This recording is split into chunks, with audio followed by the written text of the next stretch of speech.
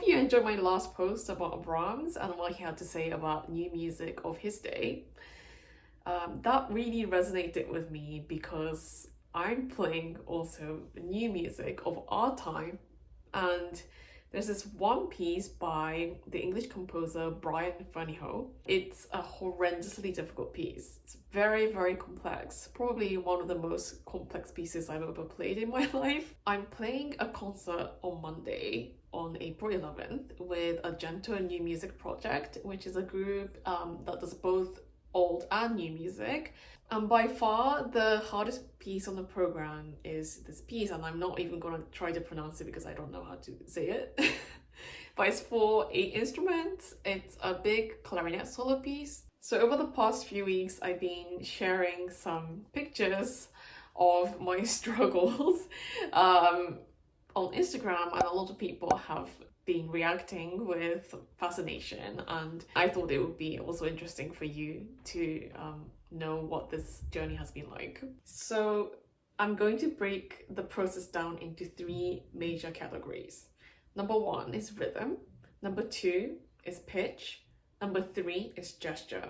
And in this video, I'm going to focus mostly on number 1, which is rhythm. So to explain to you briefly on each point before I go into the details. Number 1, rhythm. Rhythm is a very difficult concept to explain because there are multiple concepts like beats, pulse, tempo, but basically there are sort of 2 major levels of things that you have to think about. Number of beats in a given measure, and how those beats are organized. And then there are various durations of notes within each of those beats and how they are grouped. And then number 2, pitch. So this music uses microtones, which means that, okay, imagine you're in front of a piano keyboard. You have white keys and black keys. So you find a middle C, that's a white key, and then you have a black key next to it, which is C sharp. So the distance between C and C sharp is half step. And then in this kind of music, you get something called a quarter tone, which falls in halfway between C and C sharp. So that note doesn't exist on the piano key. You know, as a string player, you can do it because if you just tilt your finger a little bit, you get all sorts of different pitches in between those 2 tones.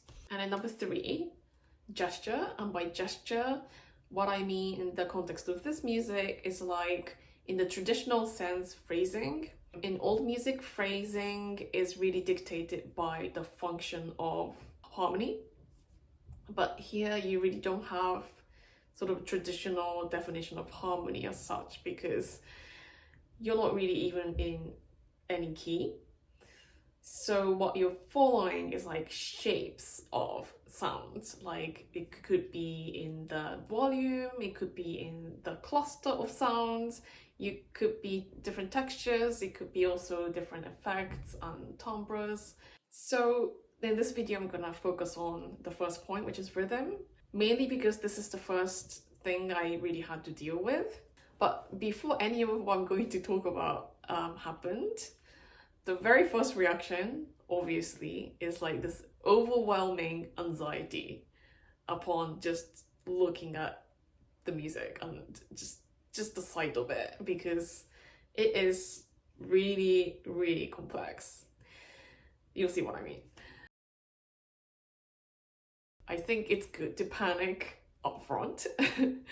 And then you kind of go through, you skim through all the pages, and then you identify the areas that look difficult. And you know, because they look more dense than other places. And then you kind of calm down a little bit. And then you get to work.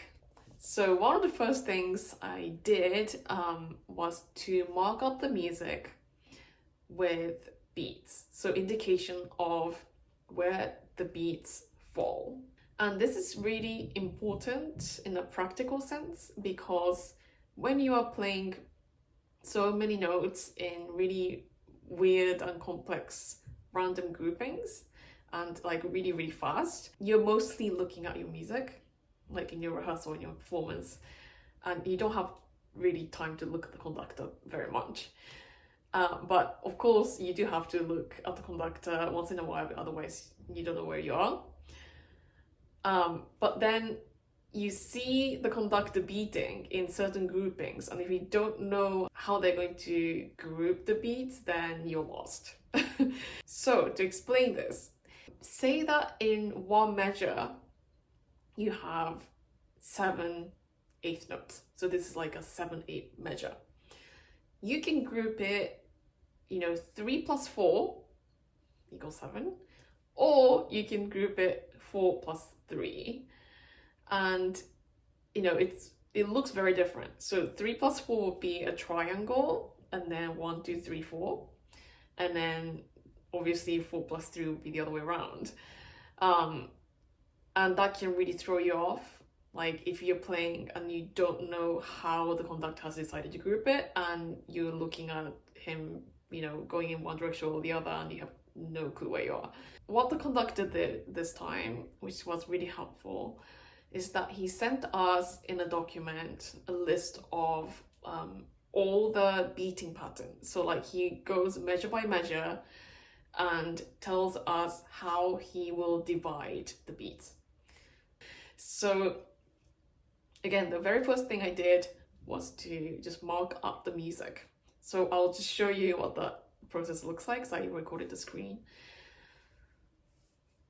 So this actually took like 30 minutes, but I'm just like fast forwarding. And yeah, this is just really, really important. And it took time because I went back and forth between my own clean music and music that I inherited from whoever played it last time. And it's always really, really useful to look at the markings of somebody who actually performed it. And sometimes, because the groupings are so complicated, you're not really sure like exactly how you should be dividing the beats. So this was very useful. So what I just showed you is basically trying to understand how the beats, the bigger beats, are grouped. But then the next step is to look at how then within those beats, the notes and the durations of the notes are grouped. And this is where it gets really, really complicated. So let's look at measure 70. So at the very top, you see a dotted 16th note in brackets, and then underneath that you see a number, right? You see 5 to 3. So what this means is that there are supposed to be 3 30-second notes in this big bracket, which is indicated by the dotted 16th, because in dotted 16th you have 3 30-second notes. And so that's what the 3 means. But then the 5 is indicating that even though there's only supposed to be 3 30-second notes, in that duration you're going to play 5 notes. Okay, so like, how do you do that? So that's just 3 against 5, so it's not that complicated. So if, for example, you have 1, 2, 3, 1, 2, 3, and then you have 1, 2, 3, 4, 5, 1, 2, 3, 4, 5, something like this. There's a lot of math here, but this is why it's really important to understand where the bigger beats fall, because that's just 3/4 of an eighth note, and you already played 5 notes. So after that you have the 30-second note, and then you have something really complicated coming up. So in the next 3 eighth notes, it says 11 to 12. The 12 is indicating that there's supposed to be 12 30-second notes, right? Because in each eighth note, there are 4 30-second notes. So 4 times 3 equals 12. But what Ferneyhough decided to do is to give me only 11 notes within the duration of 12 30-second notes. So like each note is going to be a tiny bit longer than 30-second note. But within that, you see a 7 to 5, right? Which means that when there's only supposed to be 5 30-second notes, you're going to play 7. And that's just one measure. Yeah. That's how crazy this piece is. I don't know what else to say. And this is just one measure out of 171. So you can probably imagine what kind of work I've been doing the last few weeks and how this is just driving me insane. But the sad thing is, I know that when I perform this, it's literally impossible to play all the notes like 100% accurately.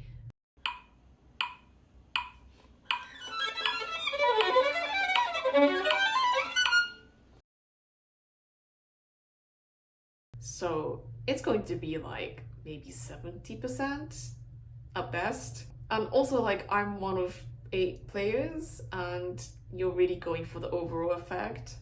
So it is sad to think that after spending all this time, you know, it's not gonna be possible to get it all right. But you still have to really work on it and try to get it right. And like I could make a completely different video series about this, but like this is just one of 12 pieces I'm playing this weekend. So I have 3 concerts over 4 days, and this is just one of them. So then you have to really calculate like, you know, how much time you spend each day. And so with this kind of music, I would say that I could practice maybe 30 minutes tops because like my brain is just fried after that. But like the next day I open the music and I'm not really gonna remember anything because there's no melody. You know, there's like nothing you can really latch onto except for like what you see. And so what is important is to start early and to do a little bit every day. You can't really cram it in a day, like that's just not possible. Obviously planning ahead of time is really important. Well, I hope you enjoyed this video. Let me know if this is like interesting to you.